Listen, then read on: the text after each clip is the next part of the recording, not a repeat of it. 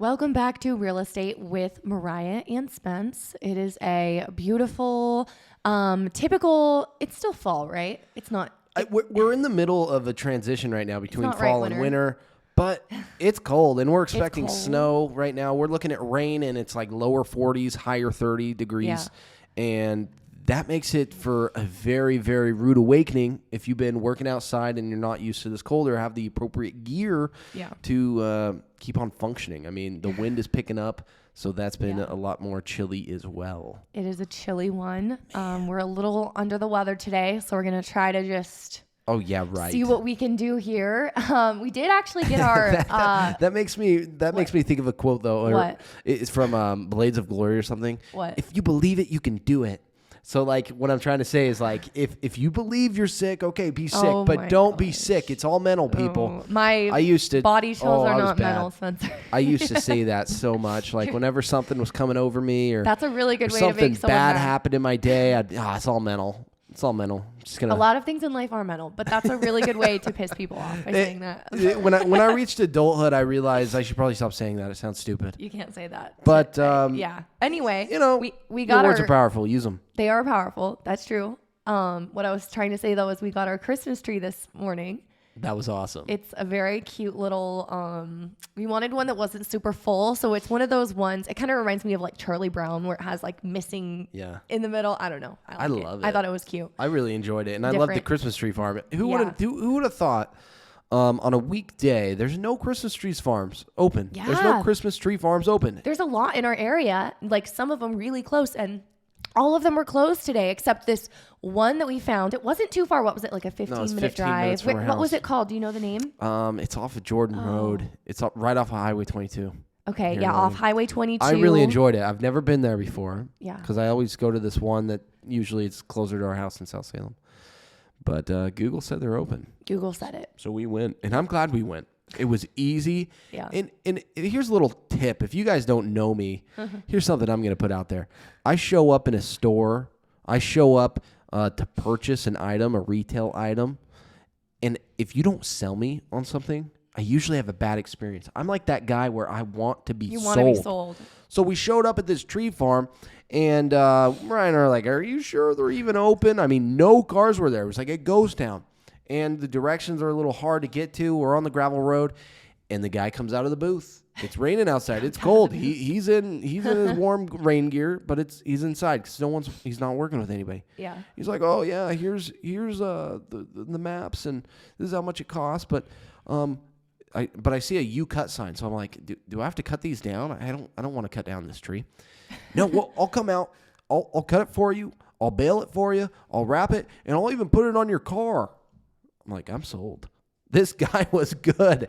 He knew exactly what I needed. He's because here for a turnkey experience. I didn't want to touch his tree. It's cold and rainy. But we had fun. We picked out a tree. There was like 5 different types of Christmas trees. Who would have known? Yeah, who knew there were so many types? I thought there was just a Christmas tree. Exactly. And we brought our daughter. She's almost 3. She'd never been to... Well, we went to a Christmas tree farm. She was little. Did we go last year or was it the year before? We didn't even go last year. I don't think we did. No. Did we have a tree? Oh, no, we didn't. We didn't have our house. We were in between houses, so we didn't really have a reason to get a tree. So that's why this year's like really special to us to have like that tree. Yeah. And where's it going to be put? Yeah. She had fun. She was like hugging all the trees. It was really cute. Yeah. So if you don't follow us on Instagram or Facebook, go see our feed. Yeah. Okay. But no, I love being sold, and it was a great tree experience. Yeah, it was fun. It was fun, right? I had fun. Okay. Let's get the show rolling now. Okay, so we do have a topic today. Spencer doesn't know it, so I'm going to just throw it on him. You ready? Okay, so what we're going to talk about is everything you need to know about buying a manufactured home. Wow. The reason I wanted to talk about this is because, and again, we don't, this is just from the top of our heads. We don't, this isn't, I don't know. We don't really like to have like a very structured show. We don't like notesness sometimes, but most of the time, things just go better when it's just raw. So this is as raw as it gets. And the reason I wanted to talk about this is because we've done shows in the past where we've touched on this topic, talking about things, for example, like what are the different types of real estate you can buy? What options are there? And this was an option that we, mentioned, but we never really did a show just like breaking down manufactured homes. And when I started my business, I was 18 and I got my real estate license right out of high school. I started out by cold calling and door knocking for sale by owners. That was really where I got my business from. And it was very hard, as you can imagine. I did get some for sale by owner listings that were stick-built homes my first year, but as you can imagine, it was very hard for me to get people to trust me at that age, not having the experience, which I now understand. But I had to be creative and really take whatever I could get. So, which meant I really worked on converting a lot of manufactured homes because they were just for some reason trusted me more. And so the first couple years in my business, I really specialized in manufactured homes. I sold a lot of them. We've both sold a lot of manufactured homes over the years. We know the process really well. We worked with, the buyer side and the listing side on them. And now, in our business, we work with a lot of different price ranges. We work with a lot of different things, for everything from bare land, vacant lots to, we've sold $1 million home last year. And then we would also list a $5,000 home. And I'm not joking, like a manufactured home. We don't discriminate. We will take it all, and we're happy to work with everyone. And that's, that's just a little background about our business. So that's where we got started. Now we don't sell as many manufactured homes, but we'll still take them. We're still happy to help. It's something that we just love. I really enjoy working with them. Have you ever played with a boomerang, Mariah? A boomerang? I've tried and I hate them because they don't work for me. Okay. So why? That's a really good answer to that question. So a boomerang, it always comes back to you.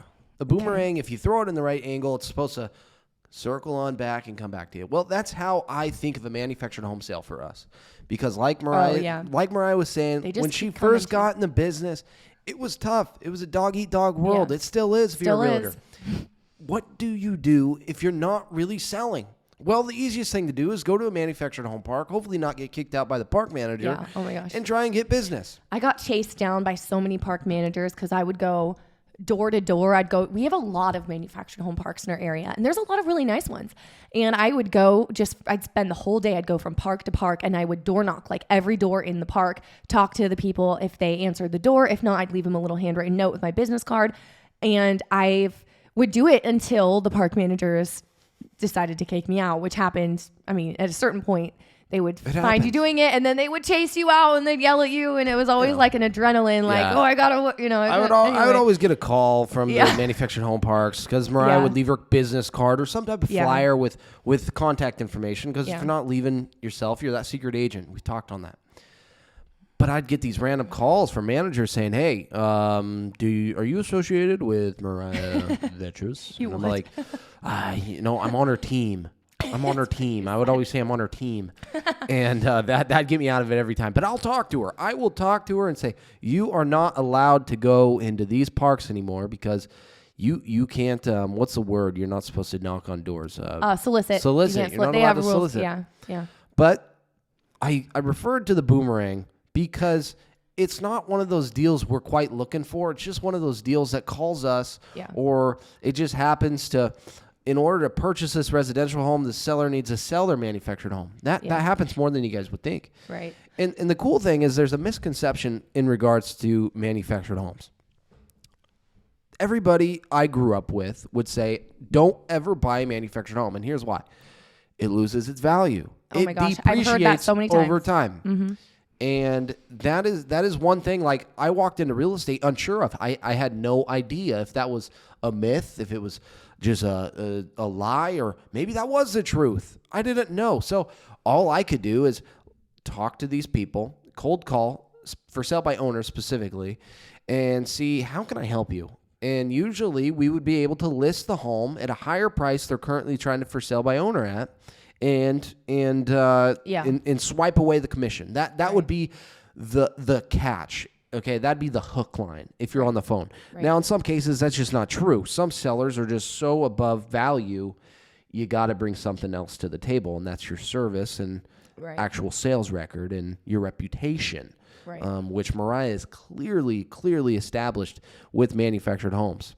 Yeah, and another thing is a lot of companies, so Yeah, a lot of companies actually are not able to sell manufactured homes.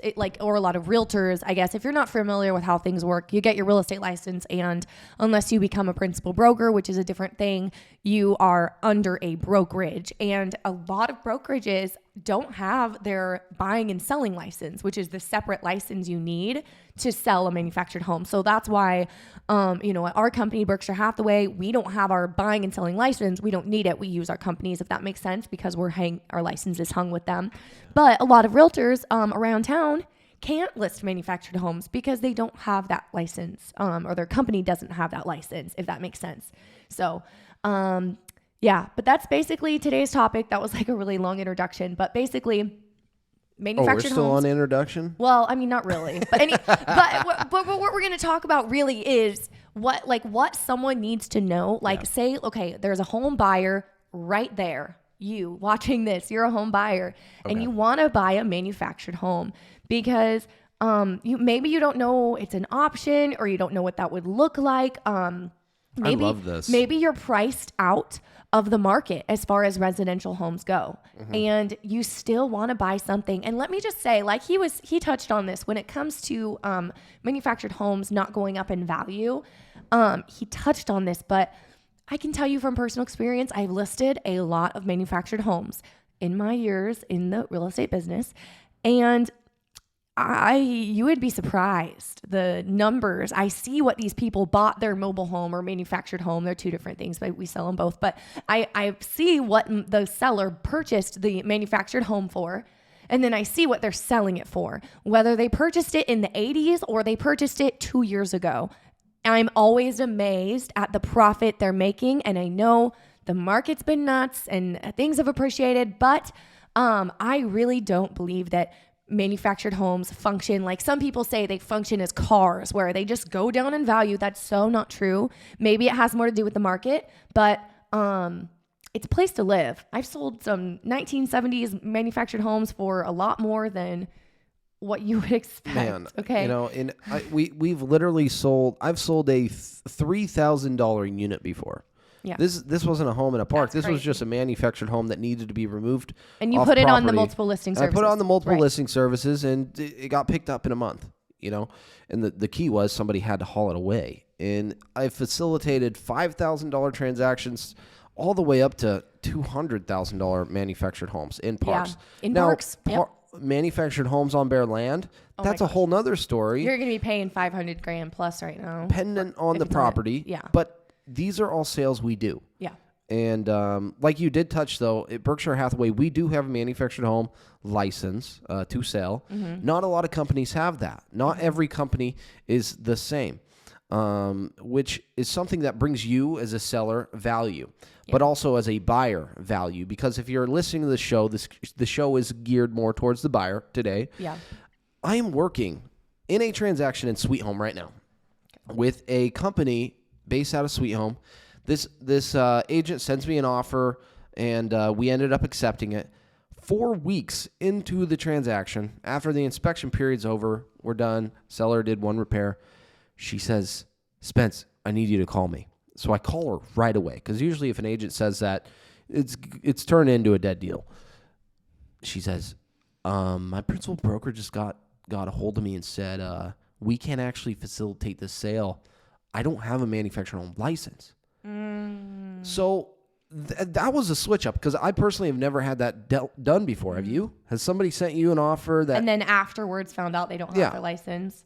No. Okay, so I'm just being a good guy here now. I've had people want to look at it and have me write the offer or something. I don't know. They wanted to show their buyer, but they couldn't actually write the offer, but not where they... So they actually submitted me an offer, and how I fixed this was I ended up taking on the client, because we're basically at close. It's a cash sale. We're through the inspection period, so there's no liability for me to take on both sides of the transaction. This broker is going to be getting paid through me as a referral fee now, and so I just had to restructure the deal for her so she could get value and paid just like she would have if she was facilitating her buyer. That was a tricky one, though. Because that's interesting. I've never had that dealt with. It's very interesting. And it did provide me to do more work. I had to do a lot more, and I'm still working through that transaction. So that's interesting. Not all companies are the same. Yeah. And buyers, if you're out there hunting for a home right now, manufactured specific, make sure the broker you have interest in working with is even licensed to get these deals done, because there is a different buying method to these homes and parks. Yeah. Especially when it comes to lending. Different paperwork, different things to be aware of and look out for. Mm-hmm. Definitely. So Mariah, let's break down the transaction. Okay. I'm a buyer. I just called you up on the phone. I told you I have X amount. My credit score's above 670. What are you going to do for me? What are you telling me to do? Okay, so the first thing I'm going to tell you to do as a buyer, if you're wanting to buy a home in a park, and let's just specify, this is important. The reason that a lot of realtors can't work with these is because they're not, a little terminology, when you buy a regular residential home, like we're in right now, a stick-built home, on its own, or a manufactured home that's on its own land, that's not in a park. You own the home and you own the land. That is called real property. But when you buy a manufactured home that's in the park, you own the home, but you don't own the land under it. So that's called personal property. And so banks and lenders, like regular old banks and lenders you'd call to get a USDA loan or a conventional loan for your residential home, they cannot finance homes in parks because they're personal property. So you're going to have to go to a special manufactured home lender.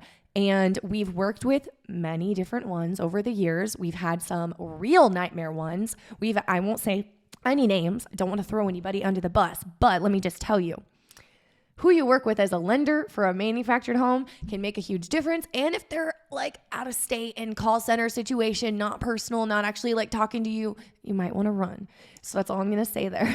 I'm going to throw them under the bus. I'm going to do, no. It's okay. It's a national company. Okay. So whenever I'm talking to my client saying, hey, here's your financial opportunities here, I got 2 lenders in mind. I got one through Cherry Creek Mortgage. Yes. She's terrific. Yeah. She's based out of Salem, and she's local.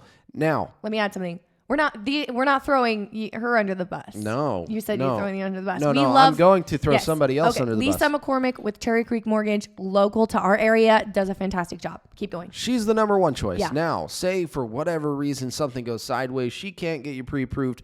Let's switch gears here and go to the last resort company, which is 21st Century Mortgage. This is a national brand. This is a national company. Now, they accept lower credit scores. That's why a lot of people use them. But the caveat, the key is they require lots of additional documentation. Am I correct on this? You're shaking your head. No, you're correct. Okay. I just had something to add, but keep going. You're good. You're good. Okay, You're good. I just want to make sure. You're good. So they require a lot of more additional documentation. They require more personal information, and their selling process never closes on time. It is always delayed.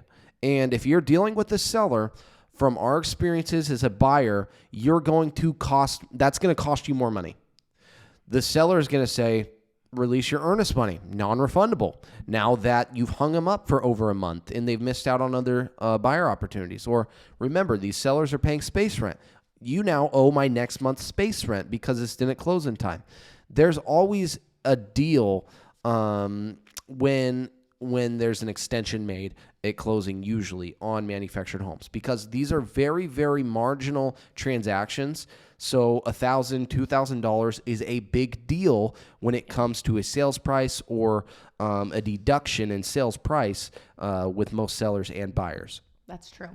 One more I was going to throw in there was, have you ever worked with Rick Boudal? I might be saying his name wrong, but I've only seen it online. No, Rick Boudal. Never. So I actually first found this guy when I was like a brand new agent. I think he was one of the first manufactured home lenders I worked with. He is out of Idaho, but he's licensed to work with buyers in Oregon for manufactured homes. Are you throwing him under the bus? No. Okay. His company. Like, man, no, dude, this is a solo guy. No, he's not a big corporation, whatever. He's a lot more personal. I think his company is like Northwest Manufactured Home Loans or something like that. If you want the information, let me know and I can send it to you. But As I was saying, he is another great option. Usually with a lender, it's usually best to stick with local. However, it is hard to find manufactured home financing that is legit and solid. And this is one option that I've worked with him many times, always had a good experience, even though he's not local. So that's just another one I wanted to. So there we go. We got the three. So that's the first thing. Yes, I would say talk to one of them. Talk to a lender. Let's get you qualified, because it will, they look at similar things as they do if you're getting qualified for a regular home loan. However, it's a little different. So talk to them, send in your paperwork. You can't just say, because I've had buyers be like, well, I already talked to the bank and I'm qualified with a FHA loan. Like, that doesn't work. So you got to talk to someone that does mobile homes or manufactured homes specifically. So that's the first step. And then number two, so they're in our area, at least, I believe this is probably pretty, I don't know the right word, pretty much like this everywhere.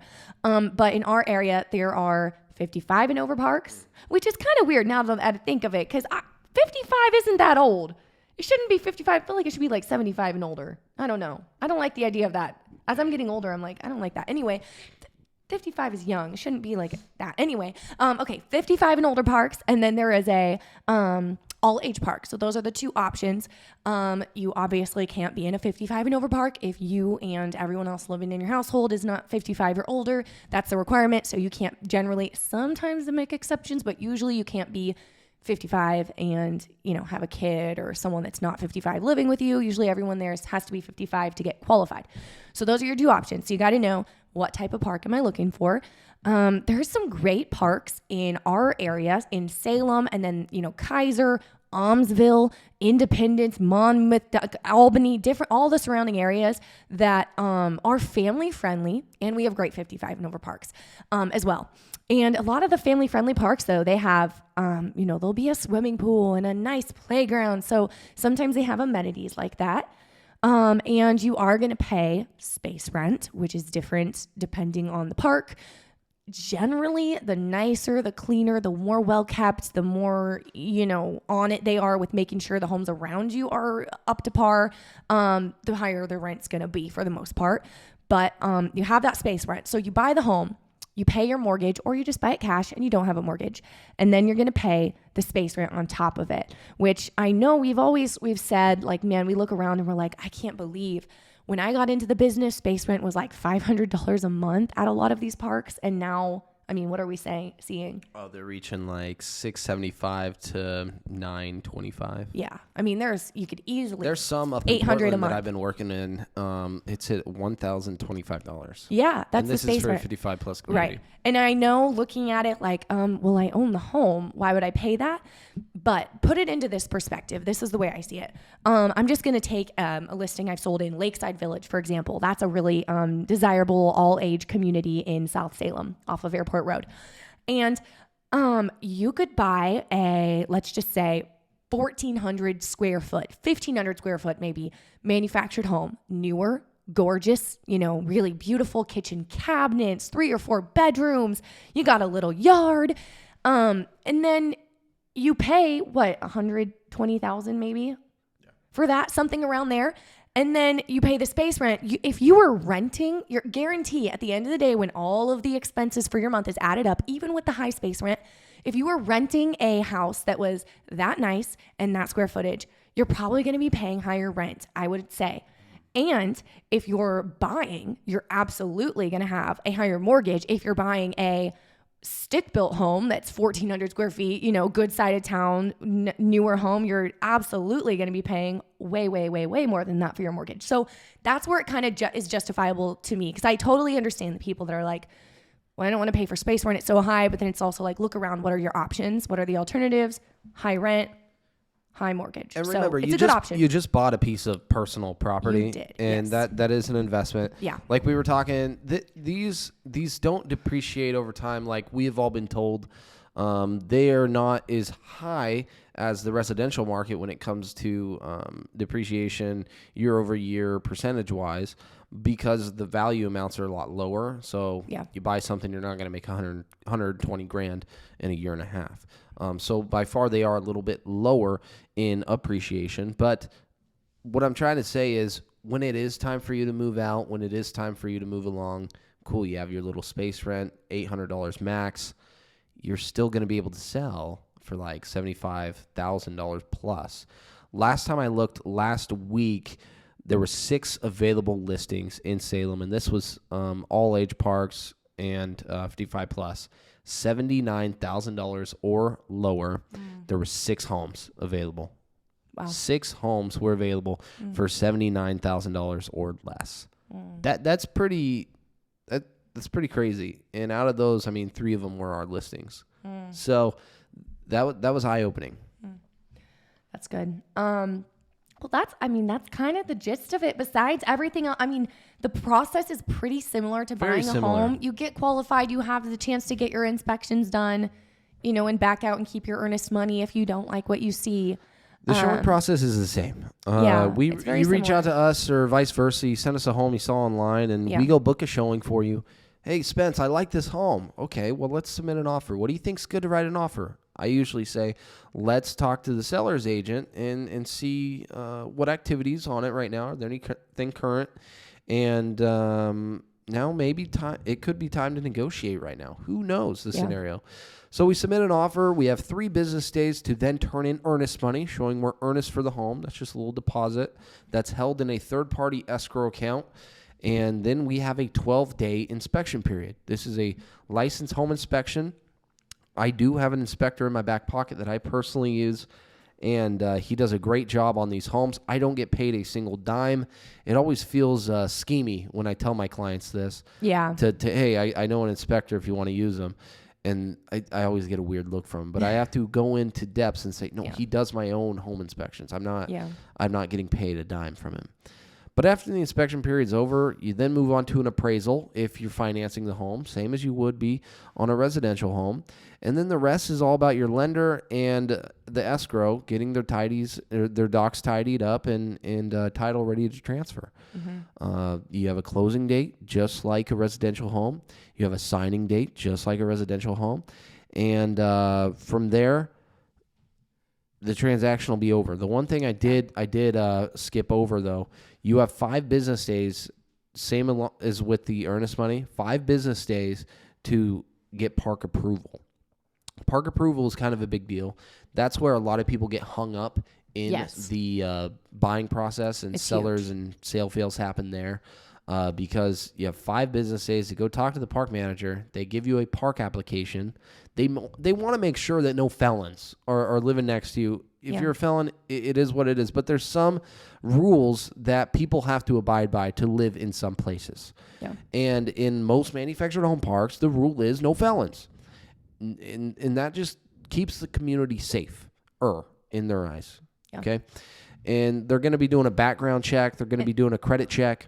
And you have to make a certain amount of money over the rent, usually, just to make sure that you can pay it every month. Some parks are different. Most require 2 times the amount of space rent. Yeah. I've seen some do 3 times the amount of space rent. So they want to make sure you're good with your income because you have a space rent you have to pay monthly on. So think about that. And the only way to show that is bank statements and pay stubs. Some will require your previous year of tax returns, but all of this should be handy for you because you're going through the lending process already. So it shouldn't be that big of a deal to you. Yeah. Okay, well, that's all that I had. Man, you just cut us off. What? You just went, oh. Do you have anything else to add? No, that was it. I thought this was a great topic, though, because we haven't gone into full depths of manufactured homes. I feel like a lot of brokers really haven't. Don't want to talk about manufactured homes as if it's gold or if that holds value to you. When I first got in the business, there was this individual in our office, and he would kind of like slander us. He'd kind of look at us, or because at every sales meeting, if we're present and we have a new listing for that week, we get to stand up and we get to present your listing. If you're a seller watching, your listing to our whole company. And there could be 80 people in the room. There could be 40 people in the room. But Berkshire Hathaway is a big, big name that holds a lot of agents. So oftentimes, we make deals just within our office from agents that hear us promoting our own listing. Yeah. And I think that's huge. But there was an individual. He would look down on us. He would say, I would never touch those. He would almost like pity the people that live in a park almost. And I just didn't think that was right ethically. Yeah. and I'm not gonna name him, but he's not in our company. He's not in our company anymore. But he came up to me one day. He's like, "Oh yeah, I never sell anything under $400,000," and I'm like, okay, well, cool. That's discrimination. I know, right? I've seen him have lesser listings. I'll work with anyone and anything.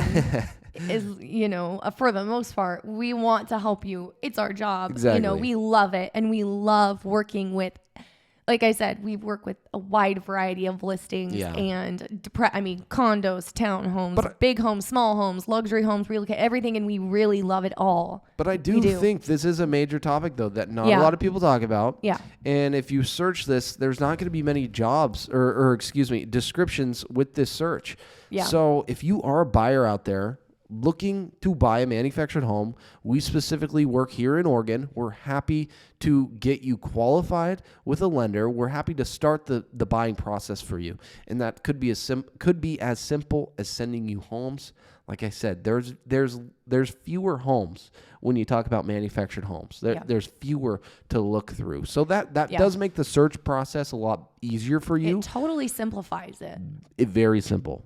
And this is stuff that we do. It's just out of memory at this point. We get a lot of these transactions, so we're known in our office as manufactured home sellers. So if people have questions about that, they always come to us. So I hope we answered some of your questions today.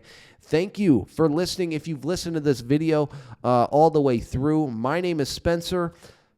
My name's Mariah. Hey, she caught it.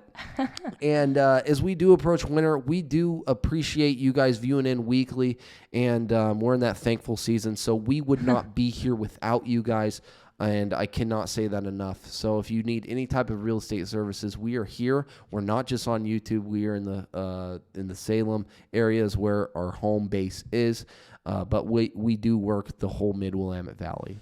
Yep. All right. Well, if you want more real estate tips, head over to our channel where we have all kinds of playlists with different specific real estate needs that might fit what it is that you're looking for. And we'll see you guys next time.